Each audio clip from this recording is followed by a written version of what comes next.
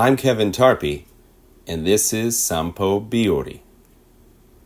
In the peak of summer, like most people, I prefer to be active outside during the early morning or evening. Similar to crepuscular animals that seek shelter during the day, I mostly stay indoors to avoid the harsh midday sun. While I enjoy evening walks, I particularly cherish the tranquility of early morning strolls before the hustle and bustle begins. Recently, I hopped on an early train to Yonago to go on a tour of the Jizo statues along the Kamo River. Jizo statues are ubiquitous in Japan, and I have been captivated by them ever since my first trip to the country 20 years ago.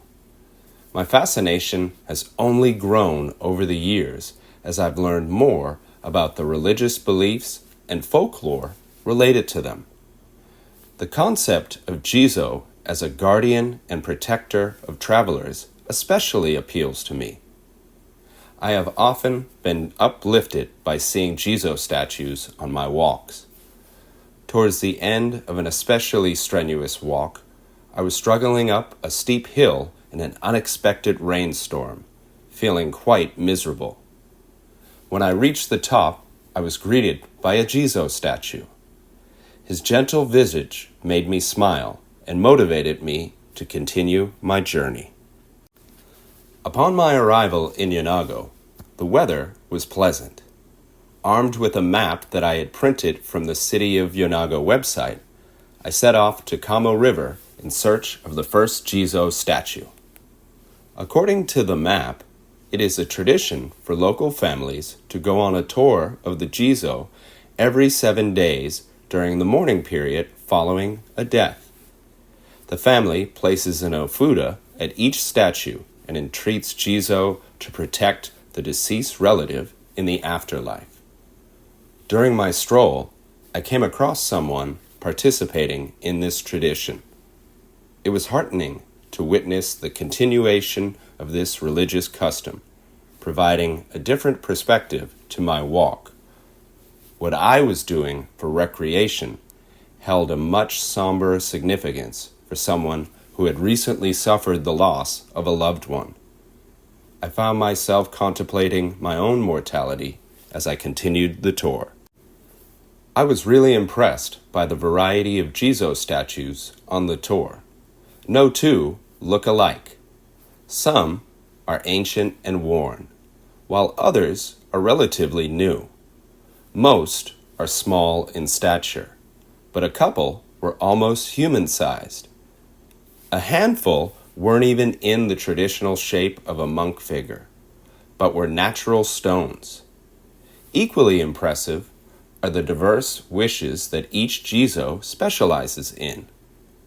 My favorite is the Jizo statue at Hozo Temple, which is believed to remove warts if you say a prayer after putting miso on the mouth of the statue. When I arrived at the location for the 14th Jizo, as indicated on my map, I found a wall covered in ofuda, but no statue. Curious if they had moved the Jizo to a different location, I asked a woman walking nearby. "It's here," she informed me. My eyes scanned around, but I still couldn't find a statue. "No, inside here," the woman said, pointing at the wall. We both laughed because it was completely covered in ofuda, so it was impossible to see the statue inside. While my early start to avoid the harsh heat had been a good idea, I got sidetracked by so many interesting things along the route. When I reached the 26th and final Jizo in Minatoyama Park, it was late morning and the weather had turned hot and humid.